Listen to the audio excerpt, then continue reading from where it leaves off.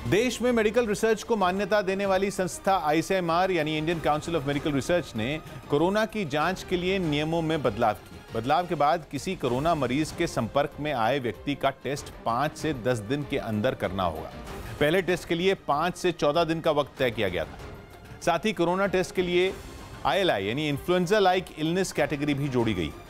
सभी अस्पतालों में भर्ती जिन मरीजों में इन्फ्लुएंजा लाइक इलनेस के लक्षण दिखाई देंगे उनका कोरोना टेस्ट जरूरी होगा। इसके अलावा दूसरे राज्यों से लौटे जिन लोगों में भी ये लक्षण दिखाई देंगे 7 दिन के अंदर उनका भी कोरोना टेस्ट करवाया जाएगा। साथ ही ऐसे आईसीएमआर ने यह भी साफ किया कि कोरोना टेस्ट की वजह से किसी महिला की डिलीवरी या किसी गंभीर हालत वाले मरीज को इलाज के लिए इंतजार नहीं करवाया जा सकता। कोलकाता के निजी अस्पतालों में काम कर रही नर्सों के लगातार घर लौटने का सिलसिला जारी है। वहां के अस्पतालों से अभी तक 500 से ज्यादा नर्स पलायन कर चुकी हैं, जिस वजह से वहां नर्सों की कमी होने लगी है। इन नर्सों का आरोप है कि कोरोना से जारी लड़ाई के बीच इस बीमारी के बचाव के लिए उन्हें जो सुविधाएं मिलनी चाहिए वो सुविधाएं उन्हें नहीं मिल रही। ऐसे में उन्होंने अपने घर लौटना शुरू कर दिया, जिससे अस्पतालों में स्वास्थ्य कर्मियों की कमी होने लगी है। इस बीच राज्य के निजी अस्पतालों के संगठन ने राज्य सरकार से इस मामले में दखल देने की अपील की है। पूरा स्वास्थ्य व्यवस्था ठप हो जाएगा। इसीलिए मैं चीफ मिनिस्टर से निवेदन करना चाहता हूं, जिन जिन राज्यों से नर्स लोग आया उन राज्य सरकार से राज्य सरकार को बात होना चाहिए। मुंबई में फंसे पश्चिम बंगाल के 30 से ज्यादा मजदूर ठगी के शिकार हो गए।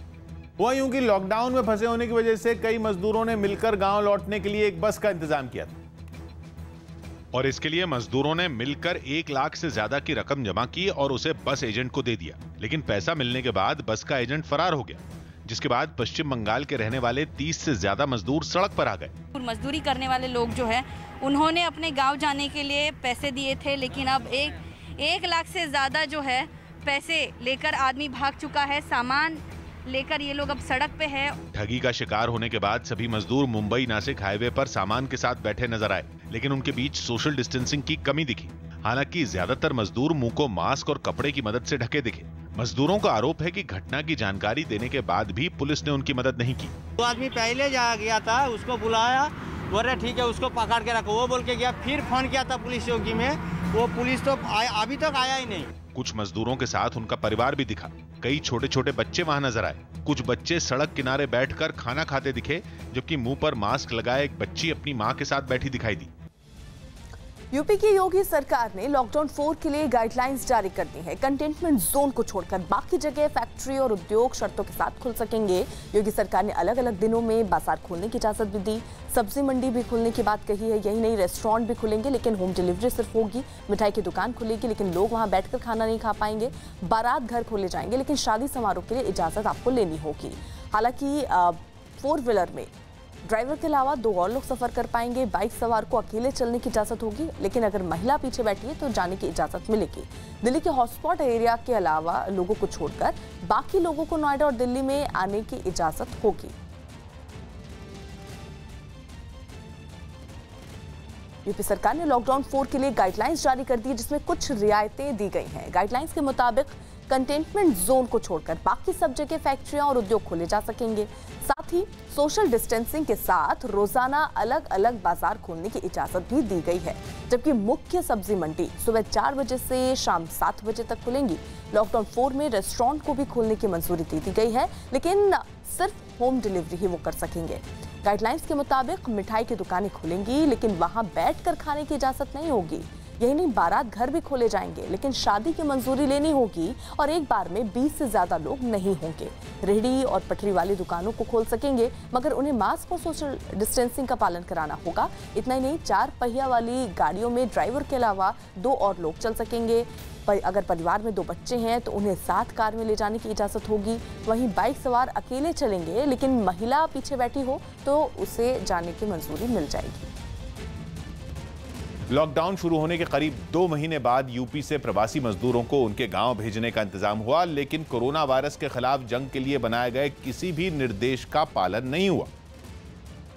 यानी सरकारी इंतजाम में हर तरफ केवल बदइंतजामी ही दिखने लगी। दिल्ली के पास यूपी के गाजियाबाद में हजारों लोगों की भीड़ जमा हो गई। रामलीला मैदान का हाल ऐसा दिखने लगा जैसे कुछ महीने पहले तक सियासी पार्टियों की रैलियों में दिखता था। गांव पहुंचने की छटपटाहट में लोगों को न सोशल डिस्टेंसिंग का ध्यान रहा और न ही किसी और निर्देश का। हजारों की भीड़ और हर शख्स स्टेज पर बैठे अफसरों तक पहुंचने को बेकरार। दूर खड़े लोग भी हाथों में आधार कार्ड लहराते रहे ताकि अफसरों की नजर उनके कागजों पर पड़ जाए। पुलिस वाले मौजूद रहे लेकिन केवल मंच पर अफसरों के पास। बीच बीच में डंडा लहराते हुए पुलिस वालों ने सख्ती भी दिखाई लेकिन कोई असर नहीं हुआ। कुछ लोग तो अफसरों की मेज के नीचे से निकलकर मंच पर ही पहुंच गए।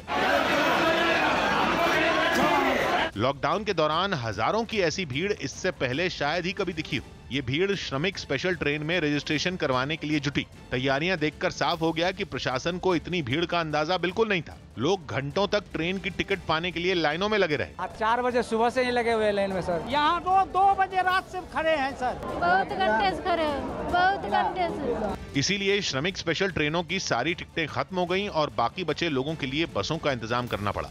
जो बचे हुए 500-700 लोग एक्स्ट्रा आ गए हैं, उनके लिए 50 बसें मंगाई गई हैं, वो सैनिटाइज हो रही हैं। ये हालात तब हुए जब गाजियाबाद में इस तरह के रजिस्ट्रेशन की अकेली जगह नहीं थी। घंटाघर के रामलीला मैदान में केवल बिहार जाने वाली 3 ट्रेनों के लिए रजिस्ट्रेशन किया गया, जबकि यूपी के ही 3 शहरों के लिए चलाई गई श्रमिक ट्रेनों के लिए गाजियाबाद के कविनगर में रजिस्ट्रेशन चलता रहा। कविनगर के मैदान में भी नियमों का पालन होता नहीं दिखा। हालांकि हालात गाजियाबाद के घंटाघर वाले मैदान से बेहतर जरूर दिखे। जिन 3 शहरों के लिए इंतजाम किए गए उनके लिए अलग अलग डेस्क बने और बारी बारी मजदूरों को बुलाया जाता रहा। आपको तस्वीरों में मैं दिखाना चाहूँगा, देखिए काफ़ी ज़्यादा तादाद में यहाँ पर प्रवासी मजदूर पहुँचे हुए हैं और आगे आपको देखिएगा कि डेस्क यहाँ पर बनाया गया है। लेकिन भीड़ इतनी जमा हो गई कि सोशल डिस्टेंसिंग का पालन मुमकिन नहीं हो पाया। हालांकि इन जगहों तक लोगों को पहुंचाने के लिए भी बसों का इंतजाम किया गया। दिल्ली को यूपी के नोएडा से जोड़ने वाले डीएनडी फ्लाईवे पर यूपी रोडवेज की बसों का इंतजाम किया गया। मजदूरों के हाथों को सैनिटाइज कर उन्हें बसों में बिठाने का काम यूपी पुलिस के अधिकारियों ने खुद किया। यूपी पुलिस जो है यूपी रोडवेज की बस पर बैठा कर इनको सबसे पहले यहाँ से शेल्टर होम लेकर जाएगी और शेल्टर होम ले जाने के बाद वहाँ से इनके गाँव जो है, इनके पैतृक गाँव चाहे यूपी हो या बिहार, वहाँ उनको भिजवाने का काम कर रही है। लेकिन गाजियाबाद में ट्रेनों और बसों का रजिस्ट्रेशन शुरू होते ही बदइंतजामी साफ दिखने लगी। महाराष्ट्र के मुख्यमंत्री उद्धव ठाकरे ने महाराष्ट्र के लोगों से नए उद्योग लगाने की अपील की। कोरोना की वजह से कई मजदूर महाराष्ट्र से जा चुके हैं और उद्धव ठाकरे ने इसे महाराष्ट्र के लोगों के लिए अवसर बताया। साथ ही उन्होंने महाराष्ट्र के लोगों से प्रवासी मजदूरों की जगह काम करने की अपील भी की। जम्मू कश्मीर के श्रीनगर में सुरक्षा बल और आतंकियों के बीच मुठभेड़ चल रही है। सुरक्षा बल के जवानों ने श्रीनगर में 2 आतंकियों को घेर लिया है, जिसमें हिज़्ब का एक टॉप कमांडर भी शामिल बताया जा रहा है। यही नहीं, मुठभेड़ की वजह से श्रीनगर में मोबाइल और इंटरनेट सेवा भी बंद कर दी गई है। इस एनकाउंटर स्पॉट पे लगातार फायरिंग का सिलसिला फिर से जारी है और इस वक्त फायरिंग हो रही है। जैसा कि मैं आपको दिखाना चाहूँगा, ये एग्जैक्ट स्पॉट है। यहाँ पर ही नवाकदल कॉलेज है, विमेंस कॉलेज, इसके साथ में ही ये कनी मज़ार का एरिया है और वहाँ पे ये एनकाउंटर चल रहा है। जस्ट यहाँ से तकरीबन 100 गज की दूरी पे ये एग्जैक्ट एनकाउंटर स्पॉट है। ये जो गली है, ये क्रॉस करते ही लेफ्ट साइड में ये एनकाउंटर चल रहा है। इस वक्त सीआरपीएफ और पुलिस इस ऑपरेशन में लगी हुई है, क्योंकि श्रीनगर सिटी में जो भी ऑपरेशन होता है उसमें सीआरपीएफ और पुलिस ऑपरेशन करती है। आर्मी यहाँ पे ऑपरेशंस में नहीं आती है। जो भी रिसेंट एनकाउंटर्स हुए खासतौर से श्रीनगर सिटी में, एक लंबे अरसे के बाद अब फिर से श्रीनगर शहर में एनकाउंटर चल रहा है। 2 साल पहले एक तो यहाँ कारानगर एरिया में एक एनकाउंटर हुआ था और साथ ही एक और छताबल का एरिया है, वहाँ पे एनकाउंटर हुआ था। उसके बाद ये एक लंबे अरसे के बाद ये एनकाउंटर है। इस वक्त फायरिंग का सिलसिला फिर से शुरू हो गया। रात के दौरान ही एक ऑर्डिनेंस सर्च ऑपरेशन लॉन्च किया गया था, जब स्पेसिफिक इन्फॉर्मेशन पुलिस को मिली थी कि इस एरिया में मिलिटेंट छुपे हुए हैं। बताया जा रहा है कि 2 मिलिटेंट यहाँ पे छुपे हुए हैं, एक कमांडर बताया जा रहा है और दूसरा रिसेंटली रिक्रूटेड मिलिटेंट बताया जा रहा है कि यहाँ पे छुपा हुआ है। अभी रुक रुक के लगातार फायरिंग हो रही है। सीआरपीएफ और पुलिस यहाँ पे हर तरफ से लगी हुई है। इस ऑपरेशन में ज़्यादा टाइम इसलिए लग सकता है क्योंकि गुंजान आबादी वाला इलाका है। ये डाउनटाउन का जो एरिया है, यहाँ पे बहुत ज़्यादा लोग रहते हैं और साथ साथ मकान हैं, यानी कि ज़्यादा गैप मकानों के बीच में नहीं है और यहाँ मिलिटेंटों के भागने का भी खतरा रहता है। यही वजह है कि यहाँ पे मल्टी लेयर कॉर्डन लगा दिया गया है और जो भी गली कोचे हैं वहाँ पे सीआरपीएफ और पुलिस को तैनात किया गया है और इस वक्त लगातार ये ऑपरेशन जारी है। कई घंटे गुजर गए लेकिन ऑपरेशन अभी भी जारी है और ऑपरेशन में अभी टाइम लग सकता है। लॉकडाउन के चौथे चरण में नए निर्देशों के तहत जयपुर में कई बाजार खुल गए। एक दिन पहले केंद्र ने लॉकडाउन बढ़ाने का ऐलान किया था, लेकिन इस बार नियमों में कुछ बदलाव किए गए। जिनके तहत जयपुर के वैशाली नगर इलाके के बाजार खुल गए। जरूरी चीजों की दुकानों के अलावा दुकानदारों ने दूसरी दुकानें भी खोली। हालांकि नए दिशा निर्देशों को ध्यान में रखते हुए बाजार में सुरक्षा के इंतजाम नजर आए। एक दुकान के बाहर मास्क पहनने से जुड़ा पोस्टर लगा दिखा, तो कुछ दुकानदारों ने काउंटर पर सैनिटाइजर रखा। यहाँ आप देखिए कि लोग यहाँ पर भीड़, धीरे धीरे लोग आ रहे हैं, खरीदारी शुरू हो रही है। बाजार के अंदर आप देखिए आ रहे हैं कस्टमर, आ रहे हैं सर, आ रहे हैं। वैशाली नगर इलाके के बाजार के अलावा जयपुर की आतिश मार्केट भी खुल गई। इस बाजार में इलेक्ट्रॉनिक सामान, हार्डवेयर और बिल्डिंग निर्माण से जुड़ी चीजें बिकती हैं और लॉकडाउन की वजह से वहां के दुकानदारों को बहुत नुकसान हुआ। बाजार खुलने के बाद भी वहां इक्का दुक्का ग्राहक ही नजर आए, लेकिन दुकानदारों को उम्मीद है कि वक्त के साथ चीजें ठीक हो जाएंगी और अब धीरे धीरे गाड़ी पटरी पर आ जाएगी, ऐसा हमारा पूर्ण विश्वास है। हालांकि अब भी वहां कंटेनमेंट जोन में कोई छूट नहीं मिली है और यही वजह रही कि जयपुर के पुराने शहर का इलाका पूरी तरह बंद रहा। महाराष्ट्र के यवतमाल में एक बस और एक ट्रक की टक्कर में 3 लोगों की मौत हो गई, जबकि करीब 22 लोग घायल हो गए हैं। मजदूरों से भरी बस शोलापुर से झारखंड जा रही थी जब सामने से आ रही एक ट्रक से अचानक टकरा गई। टक्कर इतनी जोरदार थी कि बस का अगला हिस्सा पूरी तरह से डैमेज हो गया।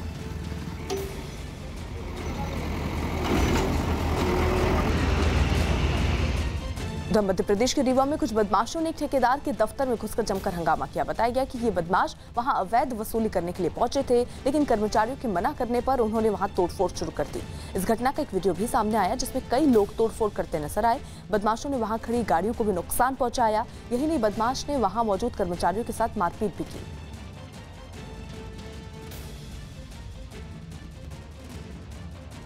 अमेरिकी राष्ट्रपति डोनाल्ड ट्रंप ने WHO के महानिदेशक को अल्टीमेटम दे दिया है। डोनाल्ड ट्रंप ने WHO के महानिदेशक को पत्र लिखकर 30 दिन के भीतर महत्वपूर्ण सुधार करने को कहा। ट्रंप ने अपने पत्र में कोरोना के मामले में चीन के दबाव और प्रभाव में काम करने का आरोप लगाया। ट्रंप ने यह भी चेतावनी दी कि अगर 30 दिन के अंदर WHO ने सुधार नहीं किया तो WHO को स्थायी तौर पर अमेरिका अपनी फंडिंग रोक देगा। फिलहाल फंडिंग अस्थायी तौर पर रोकी गई है। डोनाल्ड ट्रंप ने हालांकि ये अल्टीमेटम दिया है और इसके लिए कहा है कि 30 दिन के अंदर दरअसल WHO ने अगर सुधार नहीं किया तो WHO को स्थायी तौर पर अमेरिका अपनी फंडिंग रोक देगा। आपको बता दें, फिलहाल फंडिंग अस्थायी तौर पर पहले ही रोक दी गई है और अब ये अल्टीमेटम इस बात को लेकर कि अगर कोई सुधार नहीं दिखा तो अमेरिका अपनी फंडिंग स्थायी तौर पर WHO के लिए रोक देगा।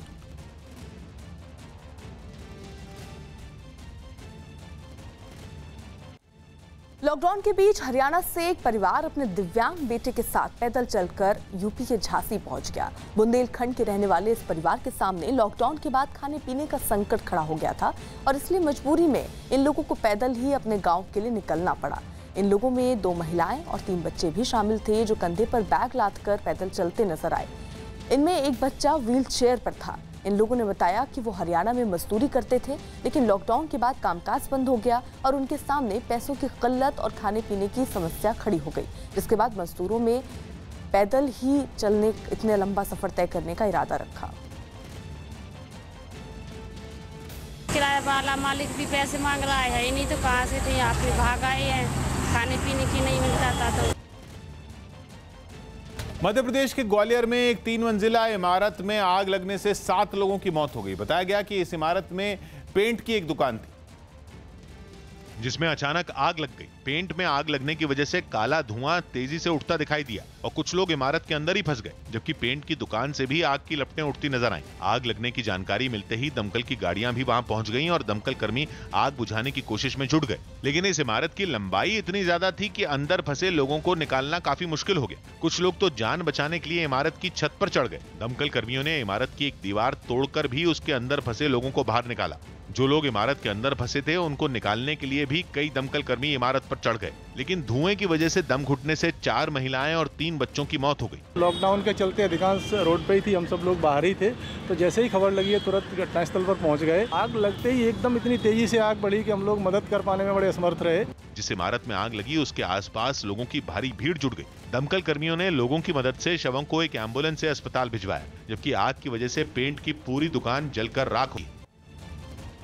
एमपी के मंदसौर में टिड्डों ने किसानों की परेशानी बढ़ा दी। इलाके के खेतों में हर तरफ इन टिड्डों ने कब्जा जमा लिया, जिसके बाद हर तरफ दूर दूर तक टिड्डियां दिखाई दे रहे हैं। टिड्डियों से अपनी फसल को बचाने के लिए किसान कई तरह की कोशिश करते दिखाई दिए। फसलों पर बैठी टिड्डियों को भगाने के लिए एक आदमी थाली बजाता दिखा, जबकि कई लोग खेतों में जोर जोर से ढोल भी बजाने लगे। हालांकि प्रशासन ने किसानों की इस परेशानी को जल्द से जल्द दूर करने का दावा किया। तो कृषि विभाग और राजस्व विभाग ने उसको भगाने की प्रॉपर तैयारी करी है, किसानों को सचेत कर दिया है कि उसके लिए कैसे बचा जाए और कैसे भगाया जाए। लॉकडाउन 4 पर गाइडलाइंस जारी करने के बाद गृह मंत्रालय की तरफ से पहला स्पष्टीकरण जारी किया गया, जिसमें यह साफ किया गया कि कोई भी राज्य और केंद्र शासित प्रदेश 31 मई तक लागू लॉकडाउन तक केंद्र सरकार की तरफ से लगाई गई पाबंदियों में किसी भी तरीके की ढील नहीं देगा। मतलब यह कि सार्वजनिक आयोजन, धार्मिक आयोजन, मॉल, सिनेमा हॉल और दूसरी भीड़भाड़ वाली जगहों पर लगाई गई पाबंदियों में राज्य सरकारें चाहकर भी छूट नहीं दे सकती। लेकिन अगर राज्य और केंद्र शासित प्रदेश चाहें तो केंद्र सरकार की लगाई गई पाबंदियों को बढ़ा जरूर सकते हैं। गृह मंत्रालय ने ऐसा इसलिए किया क्योंकि लॉकडाउन के पहले तीनों चरणों में कुछ राज्यों ने केंद्र सरकार की तरफ से लगाई गई पाबंदियों के बाद भी अपने यहां कुछ छूट दे दी थी। लेकिन अब इस स्पष्टीकरण के बाद केंद्र सरकार को उम्मीद है कि देश भर में लॉकडाउन का सख्ती से पालन किया जाएगा। ठीक इसी तरीके के स्पष्टीकरण गृह मंत्रालय ने लॉकडाउन पार्ट 1, 2 और 3 में भी जारी किए थे। मतलब साफ है कि एक ओर आर्थिक गतिविधियां जारी रहेंगी और दूसरी ओर कोरोना वायरस खतरे के मापदंडों से कोई भी समझौता नहीं होगा। उत्तर प्रदेश के महोबा में प्रवासी मजदूरों से भरा ट्रक बेकाबू होकर पलट गया। ट्रक में सवार 3 महिलाओं की मौत हो गई, जबकि 12 से ज्यादा लोग घायल हुए। हादसा झांसी मिर्जापुर हाईवे के महुआ मोड़ पर हुआ। इससे पहले शनिवार को औरैया में दर्दनाक सड़क हादसा हुआ था। राजस्थान से आ रहे एक ट्रक की डीसीएम से टक्कर हो गई थी और इस हादसे में करीब 25 प्रवासी मजदूरों की मौत हुई थी और 30 से ज्यादा लोग घायल हुए थे। हमारे परिवार से बहन जी थी और बहनोई साहब थे और भांजा था साथ में, जिसमें से बहन को हल्की फुल्की चोट है और बहनोई साहब के दोनों पैर फ्रैक्चर हैं। इस टाइम झांसी रेफर कर दिया गया। यहाँ से आ रहे थे और रास्ते में पनवाड़ी के पास हादसा हो गया, हादसे के शिकार हो गए, यहाँ से पकड़ दिए उन लोग। एक ट्रक जो थी वो असंतुलित हो गई। ट्रक का पहिया जो था वो भ्रष्ट कर गया और उसका जो टायर था और उसके कारण ट्रक असंतुलित हो गई। उस असंतुलन के कारण 3 लोगों की मौत हो गई। टोटल उसमें 23 लोग सवार थे, बाकी 6 लोग घायल हैं। उनका उपचार झांसी में और महोबा में किया जा रहा है। बाकी लोगों की हालत खतरे से बाहर है। लॉकडाउन की वजह से गोवा और मुंबई में फंसे करीब 1300 लोगों को 2 स्पेशल ट्रेनों से हिमाचल लाया गया। गोवा और मुंबई से इन लोगों को लेकर आई दोनों ट्रेनें ऊना रेलवे स्टेशन पहुंची, जहां पहले ही सभी इंतजाम कर लिए गए। जैसे ही ट्रेनें स्टेशन पर पहुंची, सोशल डिस्टेंसिंग को ध्यान में रखते हुए लोगों को एक एक कर नीचे उतारा गया, जिसके बाद डॉक्टरों की एक टीम ने बारी बारी से सभी यात्रियों की स्क्रीनिंग की। स्टेशन से बाहर निकलने से पहले सभी यात्रियों को खाना और पानी की बोतलें भी दी गई। अपने राज्य पहुंचने पर इन लोगों ने खुशी जताई और इसके लिए सरकार को धन्यवाद दिया। काफी अच्छी थी व्यवस्था, हर जगह पे खाना मिला है, सारी चीजें दी। जैसे मुंबई में हालत है वैसे हिसाब से काफी अच्छा लगा। प्रशासन ने आने वाले दिनों में बाकी राज्यों में फंसे अपने लोगों की जल्द घर वापसी का भी भरोसा दिया। जैसे जैसे और स्टेट से संपर्क होता है और स्टेट्स हमारे हिमाचली वापस आने के लिए तैयार हो जाते हैं, तो उस हिसाब से ट्रेन की सुविधाएं प्रोवाइड करी जा रही हैं। मुंबई के रिहायशी इलाके घाटकोपर में लोगों ने एक हॉस्टल को क्वारंटीन सेंटर बनाने का विरोध किया, जिसको लेकर लोगों की पुलिस वालों से बहस भी हुई। लोगों का आरोप है कि इलाके में मरीजों का इलाज होने से कोरोना फैलने का खतरा है। लोगों के विरोध के बाद पुलिस ने उन्हें समझाने की कोशिश की, इसके बावजूद लोग समझने को तैयार नहीं हुए और उनका विरोध जारी रहा। तमिलनाडु के मदुरई में शराब दुकान के बाहर प्रदर्शन कर रहे सीपीएम के युवा संगठन डीवाईएफआई के कार्यकर्ताओं को पुलिस ने हिरासत में ले लिया। प्रदर्शनकारी लॉकडाउन में शराब की दुकानें खोलने के राज्य सरकार के फैसले का विरोध कर रहे थे और विरोध जताने के लिए सीपीएम के युवा संगठन डीवाईएफआई के कार्यकर्ताओं ने शराब की एक दुकान के बाहर प्रदर्शन किया। प्रदर्शन की सूचना मिलते ही वहां फौरन पुलिस पहुंच गई। पहले तो लोगों को समझाने की कोशिश की गई और जब प्रदर्शनकारी नहीं माने तो पुलिस ने उन्हें जबरदस्ती वहां से हटाना शुरू कर दिया। लेकिन प्रदर्शन कर रहे लोगों को हटाने में पुलिस वालों के पसीने छूट गए। जैसे तैसे प्रदर्शन कर रहे कई लोगों को तो वहां से हटा दिया गया, लेकिन एक महिला वहां से उठने को तैयार नहीं हुई, जिसके बाद कई पुलिस कर्मियों से उठाने की कोशिश करते दिखाई दिए। इससे पहले प्रदर्शन कर रहे लोग शराब की दुकान को जबरदस्ती बंद कराते दिखाई दिए। यही नहीं, दुकान बंद कराने के बाद प्रदर्शनकारी वहीं धरने पर बैठ गए। प्रदर्शन में कई महिलाएं भी नजर आईं। थोड़ी देर बाद मौके पर पहुंची पुलिस के जवानों ने प्रदर्शन कर रहे लोगों को हटाया और फिर गाड़ी में बैठाकर सभी को वहां से ले गए। इसी बीच बड़ी खबर मिल रही है। गौतम बुद्ध नगर प्रशासन ने साफ कर दिया कि फिलहाल दिल्ली नोएडा बॉर्डर खोला नहीं गया है। दिल्ली नोएडा सीमा पर पहले जैसी स्थिति बरकरार रहेगी। गौतम बुद्ध नगर के डीएम की तरफ से सभी अधिकारियों को ये निर्देश दिए गए हैं कि सीमा पर पहले की तरह सख्ती बरती जाए। गौतम बुद्ध नगर प्रशासन के मुताबिक उन्हें अभी सरकार की तरफ से बॉर्डर खोलने के निर्देश नहीं मिले हैं। जो गाइडलाइंस हैं उसके हिसाब से बॉर्डर सील है अभी, और जिनके पास वैध पास है वही जा रहे हैं, जिनके पास पास नहीं है वो वापस किए जा रहे हैं। जिनका पास होगा वही तो जा पाएगा। जी जी जी बिल्कुल, बिना पास के कोई नहीं जा पाएगा, जिनके पास पास है वही जा पाएगा। अमित हमारे साथ हमारे सहयोगी इस वक्त जुड़ चुके हैं। अमित, जिस तरीके से दिशा निर्देश दिए गए थे कि ये बॉर्डर जो है वो खोल दिए जाएंगे, लेकिन अभी जानकारी मिल रही है कि बॉर्डर खुलेंगे नहीं। जी बिल्कुल नहीं खुलेंगे अभी। जैसा कि यहाँ पर जो अधिकारी मौजूद हैं उनसे हमारी बातचीत हुई, उन्होंने साफ साफ कहा कि अभी किसी भी तरीके से बॉर्डर खोलने का आदेश नहीं दिया गया। यानी लॉकडाउन 3 में जिस तरीके से स्थिति बनी हुई थी, जिस तरह से बीते कल हमने स्थिति देखा था, लॉकडाउन 4 के दूसरे दिन भी आज इसी तरीके की स्थिति बनी हुई है। तस्वीरें देखिए, 2 लेन आज यहाँ पर खोला गया है, आप देख सकते हैं। और जो यूपी पुलिस के ज़्यादा से ज़्यादा लोग जो जवान हैं वो आज यहाँ पर मौजूद हैं। और एक तस्वीर में आपको दूसरी तस्वीर यहाँ पर दिखाऊँ कि किस तरीके से हर एक पास को यहाँ पर चेक किया जा रहा है। राकेश सिंह हमारे साथ मौजूद हैं, जो अधिकारी जो लॉकडाउन 1 में, लॉकडाउन 2 में, लॉकडाउन 3 में और लॉकडाउन 4 में भी यहीं पर लगातार अपना ड्यूटी कर रहे हैं। ये बताइए आज किस तरीके से इंतजाम है, क्योंकि एक कन्फ्यूज़न फैल गया है कि बॉर्डर खोल दिया गया इसलिए ज़्यादा से ज़्यादा लोग आ रहे हैं, बहस भी कर रहे हैं, हम देख रहे हैं लगातार। देखिए सर, हमसे लोग कह रहे हैं, लेकिन अभी तक यही है, जिनके पास वैध पास है वही लोग जाएंगे, उन्हीं को हम लोग अलाउड कर रहे हैं।